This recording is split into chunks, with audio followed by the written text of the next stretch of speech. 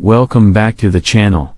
In today's video, I'm going to show you how to share a Canva design on WhatsApp in 2026 using two simple methods.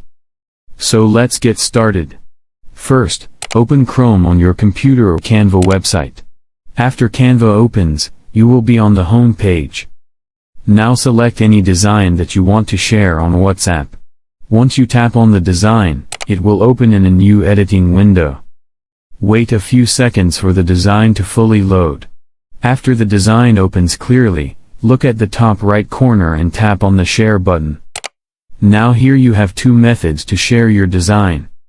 The first method is by using the Canva link. Simply tap on copy link. This will copy the shareable design link to your clipboard.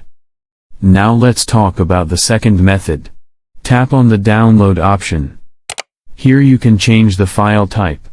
For example, you can convert the design from PNG to PDF format. After selecting PDF, tap on Download.